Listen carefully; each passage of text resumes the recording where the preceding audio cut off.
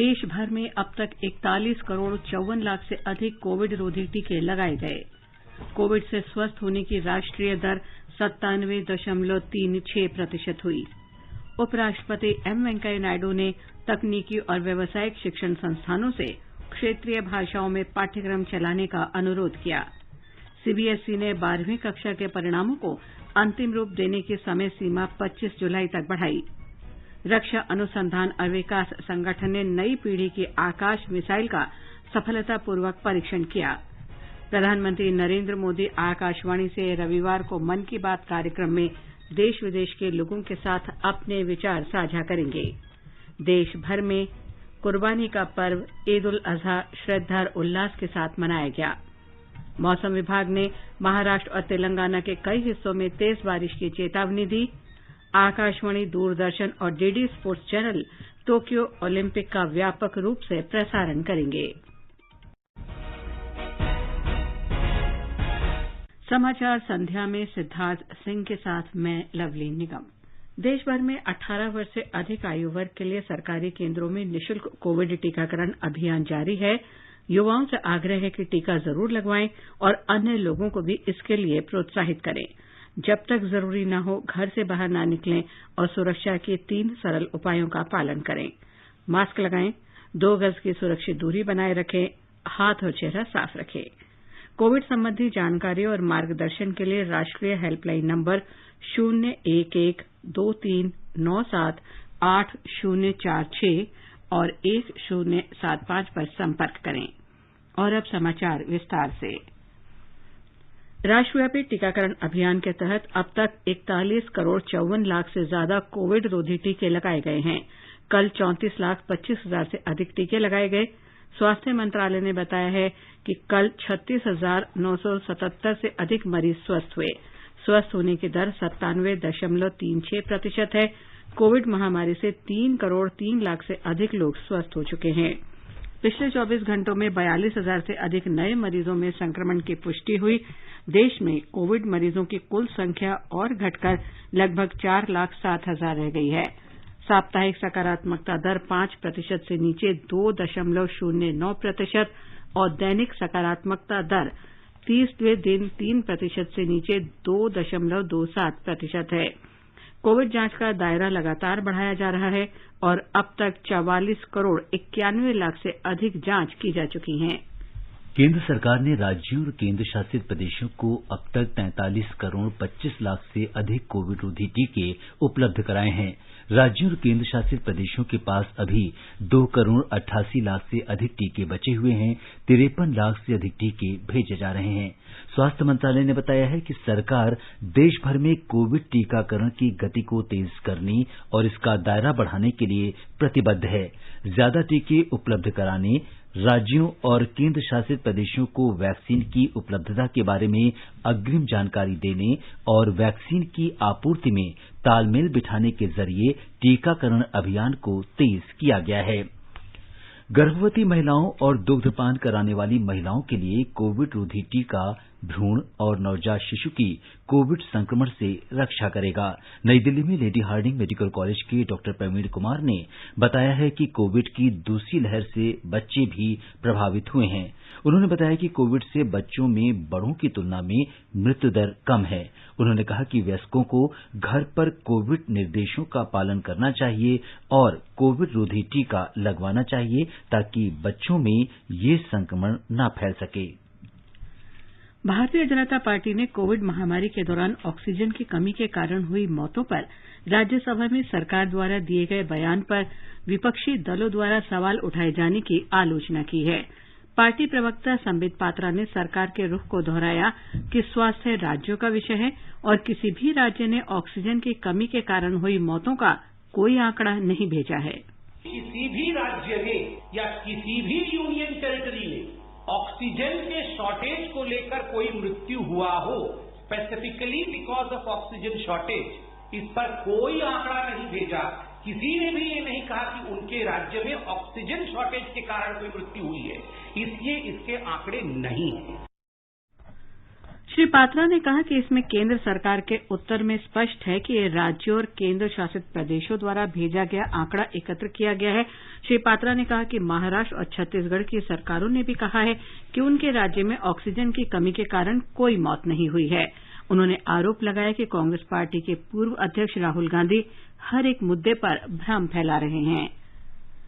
महाराष्ट्र के स्वास्थ्य मंत्री राजेश टोपे ने फिर कहा है कि राज्य में ऑक्सीजन की कमी के कारण एक भी व्यक्ति की मृत्यु नहीं हुई है।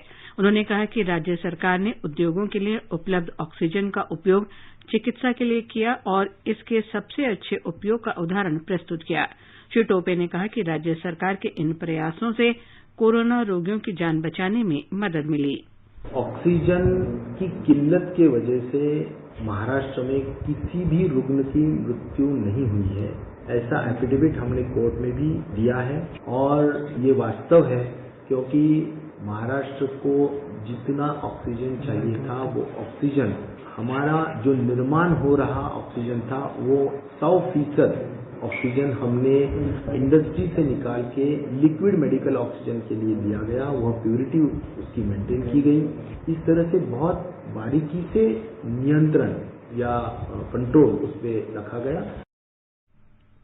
केरल की स्वास्थ्य मंत्री वीना जॉर्ज ने कहा है कि राज्य के 3 और लोगों में जीका वायरस के संक्रमण की पुष्टि हुई है। ये लोग तिरुवनंतपुरम के क्षेत्रों के हैं। इनके साथ ही राज्य में जीका वायरस से संक्रमित लोगों की संख्या 41 हो गई है।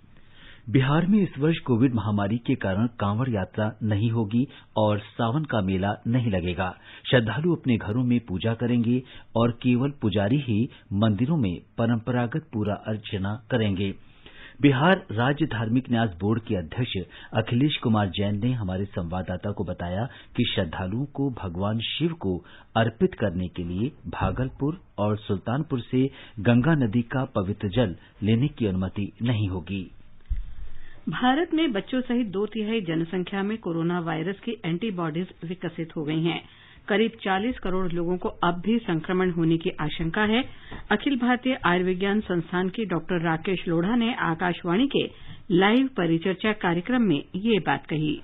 हम देखते हैं कि जो भी सीरो सर्वे बोलते हैं, जिसके अंदर कि हम ब्लड में कोविड के अगेंस्ट एंटीबॉडी की मात्रा तय करते हैं, तो उसका भी एक रिपोर्ट ये आईसीएमआर के द्वारा रिलीज हुई है, जिसके अंदर पाया गया है कि करीब 2/3 लोग जिनका की जो स्टडी में जिन्होंने भाग लिया उनमें एंटीबॉडी थी, मतलब वो इन्फेक्ट हुए। जो स्टडी थी उसके अंदर बच्चों को भी शामिल किया गया और उनमें पाया गया कि जो 6 से 9 साल की उम्र के बच्चे हैं उनमें करीब 57% बच्चों में एंटीबॉडी पाई गई और जो 10 से 17 साल हैं उनमें करीब 61% बच्चों में एंटीबॉडी थी। तो अगर हम इसको एनालाइज करें तो इसका मतलब ये कि बच्चों में इन्फेक्शन तो हुआ है जैसे बड़ों में हो रहा था। कई कारणों से बच्चों में जो बीमारी की गंभीरता है वो काफी कम रही।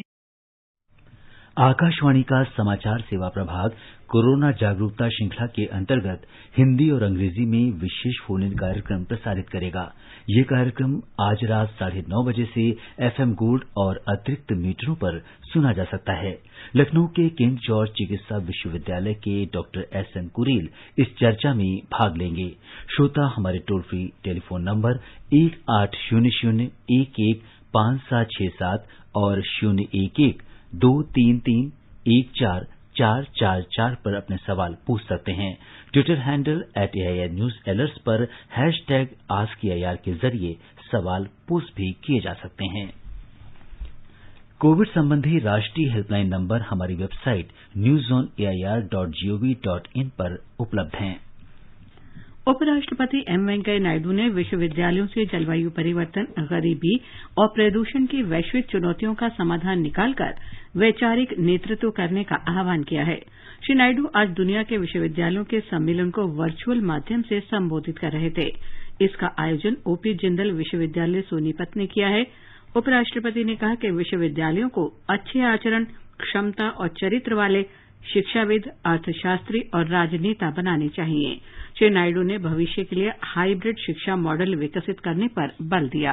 Virtual education cannot be substitute for conventional classroom teaching and learning. Therefore, in the near future, we need to explore the possibility of a hybrid teaching model by combining the best practice of offline and online education to get the optimum learning outcomes, a model which the learner and the teacher would find both interactive and interesting. It should provide students with a knowledge base that prepares them to learn independently and creatively. Through proactive critical thinking, learners should be molded into leaders in their chosen fields so that eventually they evolve into drivers of social change.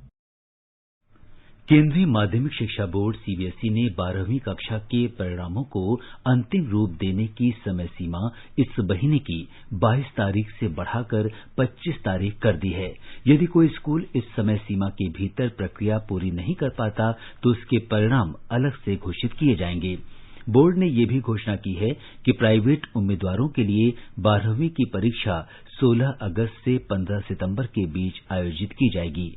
परीक्षा नियंत्रक संयम भारद्वाज ने CBSE स्कूलों के प्रधानाचार्यों को लिखे पत्र में कहा है कि परिणाम तैयार करने वाले शिक्षक तनाव में हैं, घबराहट के कारण उनसे गलतियां हो रही हैं और वे उन्हें ठीक करने के लिए सीबीएसई को अनुरोध भेज रहे हैं। इन समस्याओं को देखते हुए बोर्ड ने परिणामों को अंतिम रूप देने की समय सीमा बढ़ाने का फैसला किया है। कर्नाटक के उप मुख्यमंत्री और उच्च शिक्षा मंत्री डॉक्टर अश्वत्थ नारायण ने बताया है कि राज्य में डिग्री कॉलेज इस महीने की 26 तारीख से खोल दिए जाएंगे। उन्होंने बेंगलुरु में कहा कि 75% विद्यार्थियों और कॉलेज स्टाफ को कोविड रोधी टीका लग चुका है और वे कॉलेज में उपस्थित हो सकते हैं। ब्यौरा हमारे संवाददाता से। कर्नाटका में संक्रमण की स्थिति में सुधार आने के साथ लॉकडाउन नियम से छूट दी जा रही है। इसके साथ ही उच्च शिक्षा विभाग ने डिग्री कॉलेजेस आरंभ करने की घोषणा की है। इसीलिए पहले ही सभी कॉलेज विद्यार्थी और प्राध्यापकों को टीका लगवाने का विशेष कार्यक्रम बनाया गया था। बहुसंख्या में टीकाकरण हो जाने की वजह से कॉलेज खोलने का निर्णय लिया गया है। डॉक्टर अश्वत्थ नारायण जी ने भरोसा दिलाया है कि जल्दी से जल्दी सभी कॉलेज विद्यार्थियों और कॉलेज में काम कर रहे व्यक्तियों को टीका दिलवाया जाएगा। सिर्फ टीका लिए हुए विद्यार्थियों को ही कॉलेज आने की अनुमति दी गई है। सुधींद्र, आकाशवाणी समाचार, बेंगलुरु। राष्ट्रीय स्वयंसेवक संघ प्रमुख मोहन भागवत ने कहा है कि नागरिकता संशोधन अधिनियम से देश में मुस्लिम आबादी पर असर नहीं होना चाहिए। उन्होंने कहा कि भारत अपने अल्पसंख्यक समुदाय की लंबे समय से समुचित तरीके से देखभाल कर रहा है, लेकिन पाकिस्तान ऐसा करने में विफल रहा है। गुवाहाटी में श्री भागवत ने असम के मुख्यमंत्री हेमंत बिस्वा शर्मा के साथ नागरिकता एनआरसी और सीएए पर बहस शीर्षक से पुस्तक का विमोचन किया। श्री भागवत ने संविधान के अनुसार नागरिकों को अपने कर्तव्यों का निर्वहन करने पर बल दिया।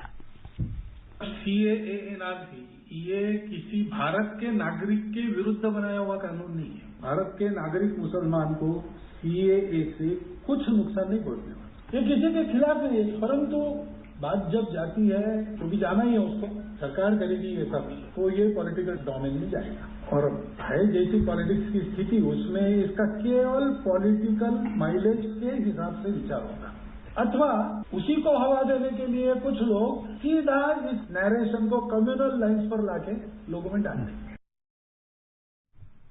श्री भागवत ने कहा कि दुनिया को भारत ने 5000 वर्ष पुरानी संस्कृति के माध्यम से धर्मनिरपेक्षवाद सिखाया। आरएसएस प्रमुख ने कहा कि धर्मनिरपेक्षता पर 2014 से बहस जारी है, लेकिन देश का धर्मनिरपेक्षता का पुराना इतिहास रहा है। अपने भक्ति में हम पक्के हैं, आपकी भक्ति में आप भी पक्के हो, हमको कोई दिक्कत नहीं। भाषा आपकी अलग अलग है, हमको कोई दिक्कत नहीं। एक दूसरे की भाषा का आदर सम्मान करके हम रहेंगे, एक दूसरे की भाषाओं की सुरक्षा की भी चिंता करें। सेक्युलरिज्म, सोशलिज्म, डेमोक्रेसी, ये बातें दुनिया से हमको सीखनी नहीं है, ये हमारी परंपरा में, हमारे खून में है, और इसलिए सबसे अधिक प्रामाणिकता से उसको लागू करके उसको जीवंत रखा हमारे देश ने रखा। ये समाचार हमारी वेबसाइट newsonair.com/हिंदी और हमारे mobile app news on AIR पर भी उपलब्ध हैं। चलो मिलकर एक शुरुआत करें, चलो एक फैसला आज करें, मास्क नहीं तो टोकेंगे, कोरोना को रोकेंगे, चलो एक इरादा करते हैं, चलो कुछ वादा करते हैं, मास्क नहीं तो टोकेंगे, कोरोना को रोकेंगे। समाचार संध्या में आपका फिर स्वागत है। आगे बढ़ने से पहले मुख्य समाचारों पर एक नजर। देश में अब तक 41 करोड़ 54 लाख से अधिक कोविड रोधी टीके लगाए गए। कोविड से स्वस्थ होने की राष्ट्रीय दर 97.36% हुई। उपराष्ट्रपति एम वेंकैया नायडू ने तकनीकी और व्यावसायिक शिक्षण संस्थानों से क्षेत्रीय भाषाओं में पाठ्यक्रम चलाने का अनुरोध किया। सीबीएसई ने 12वीं कक्षा के परिणामों को अंतिम रूप देने की समय सीमा 25 जुलाई तक बढ़ाई। रक्षा अनुसंधान एवं विकास संगठन ने नई पीढ़ी की आकाश मिसाइल का सफलतापूर्वक परीक्षण किया। प्रधानमंत्री नरेंद्र मोदी आकाशवाणी से रविवार को मन की बात कार्यक्रम में देश विदेश के लोगों के साथ अपने विचार साझा करेंगे। देश भर में कुर्बानी का पर्व ईद उल अजहा श्रद्धा और उल्लास के साथ मनाया गया। मौसम विभाग ने महाराष्ट्र और तेलंगाना के कई हिस्सों में तेज बारिश की चेतावनी दी। आकाशवाणी, दूरदर्शन और DD sports channel Tokyo Olympic का व्यापक रूप से प्रसारण करेंगे। रक्षा अनुसंधान और विकास संगठन डीआरडीओ ने आज ओडिशा तट पर एकीकृत परीक्षण रेंज से सतह से हवा में मार करने में सक्षम नई पीढ़ी की आकाश मिसाइल का सफल परीक्षण किया।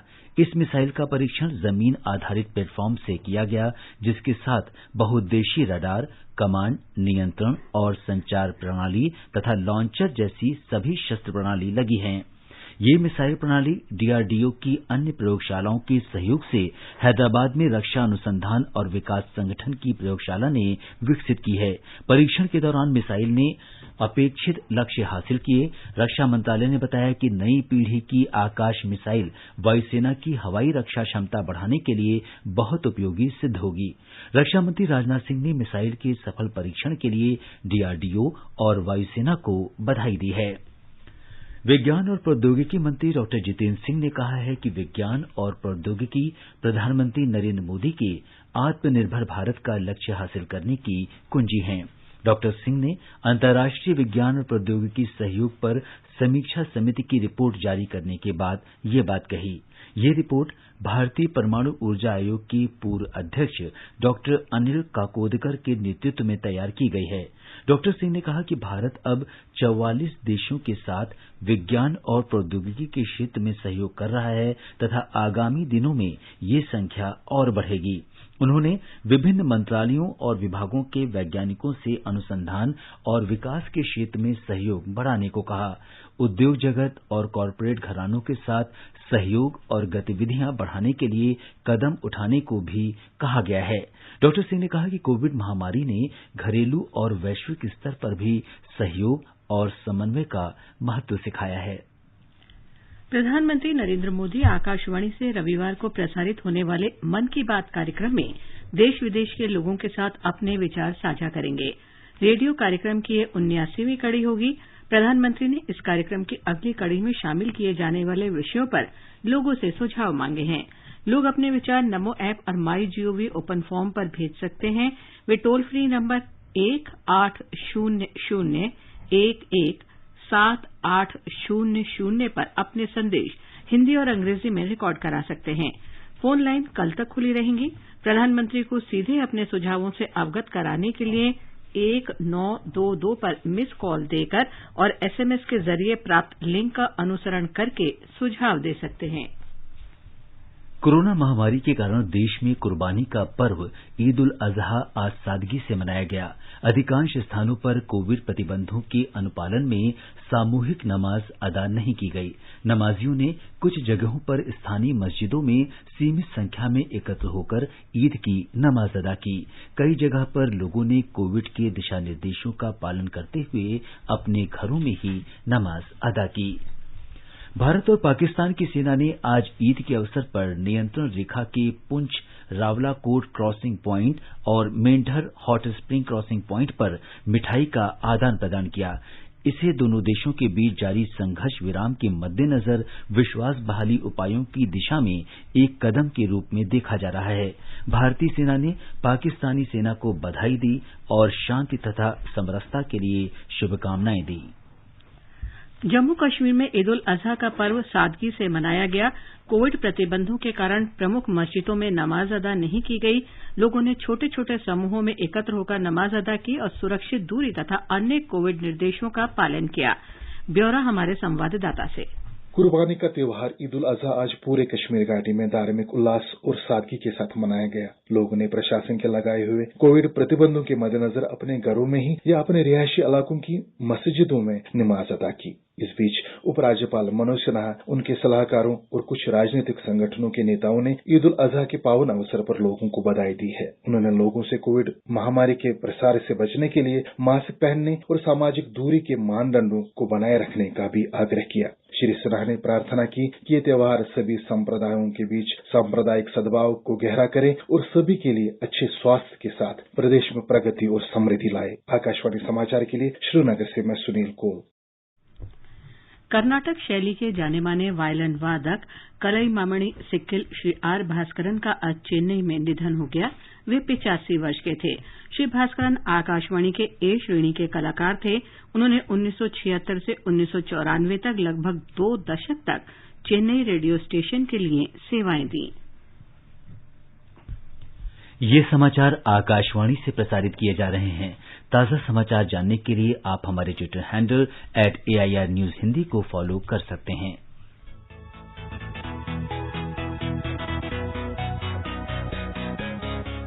दुनिया रंग बिरंगी, खट्टे मीठे रसीले समाचारों का सतरंगी खजाना आकाशवाणी पर। खबरें होंगी हटकर, जानेंगे कुछ अलग, हंसेंगे खुलकर, करेंगे सजग। सुनना न भूलें सोमवार और मंगलवार 8 सवेरे तथा शनिवार और रविवार कार्यक्रम परिक्रमा में।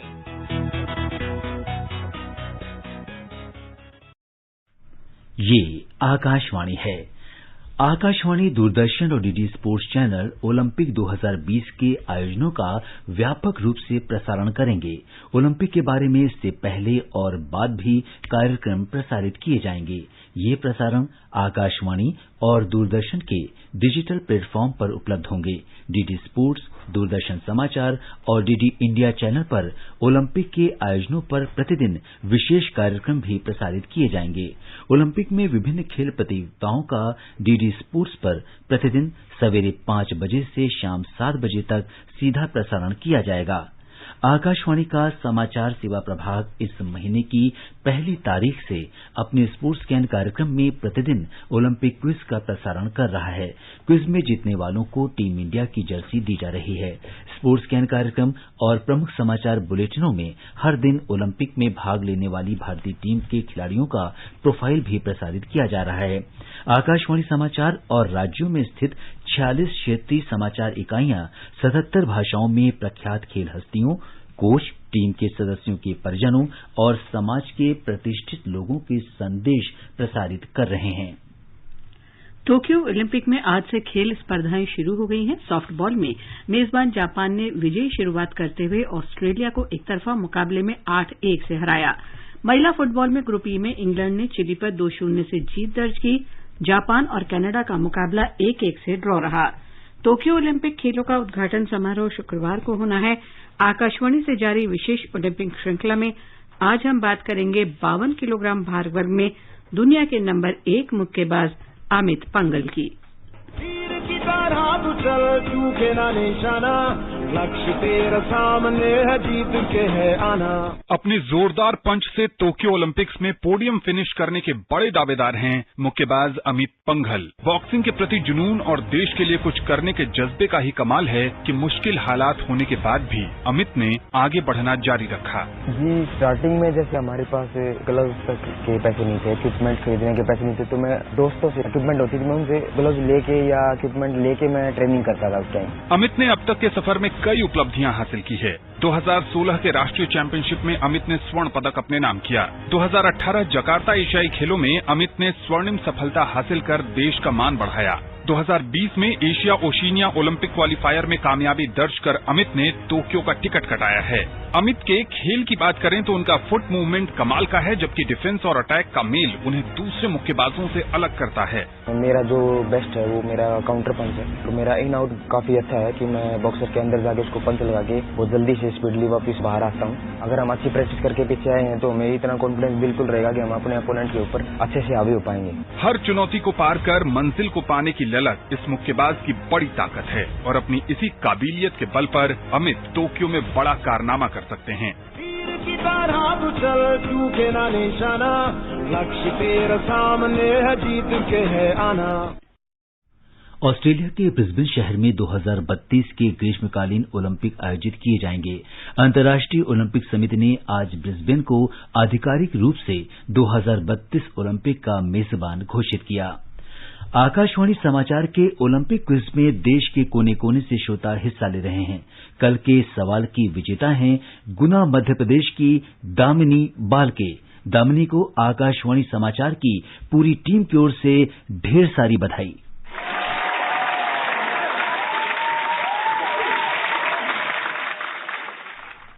दामिनी ने ओलंपिक क्विज के विजेता बनने पर आकाशवाणी समाचार का आभार व्यक्त किया और खिलाड़ियों को टोक्यो ओलंपिक में बेहतर प्रदर्शन के लिए शुभकामनाएं दी। First of all, thank you AR Sportscan to give me this wonderful opportunity. मैं बास्केटबॉल में 4 बार और जूडो में 1 बार नेशनल प्लेयर रह चुकी हूँ। खेलों के प्रति मेरा जो रुझान है सिर्फ स्पोर्ट्सकैन की बदौलत है। मैं ओलंपिक टीम के सारे एथलीट को पूरे भारतवासियों की तरफ से तहे दिल से शुभकामनाएं देती हूँ। Cheer for India, go for gold. चूके ना निशाना, लक्ष्य तेरा सामने है, जीत के है आना। आकाशवाणी समाचार अपने प्रतिदिन प्रसारित होने वाले कार्यक्रम स्पोर्ट्सकैन में आपके लिए लेकर आया है ओलंपिक क्विज आकाशवाणी समाचार के साथ। इसमें हिस्सा लेने के लिए आपको स्पोर्ट्सकैन कार्यक्रम के दौरान ओलंपिक पर पूछे गए प्रश्न का जवाब देना है। आप अपने जवाब ईमेल कर सकते हैं। पता है airsportscan@gmail.com।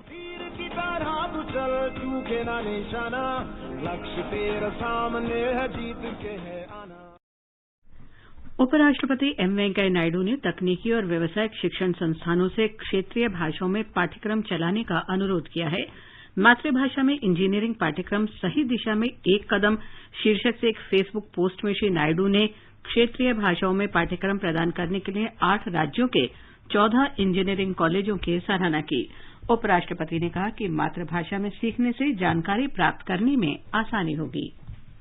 मौसम विभाग ने महाराष्ट्र के मुंबई, ठाणे, पालघर, रायगढ़, रत्नागिरी, पुणे और सतारा जिलों में आज के लिए रेड अलर्ट जारी किया है।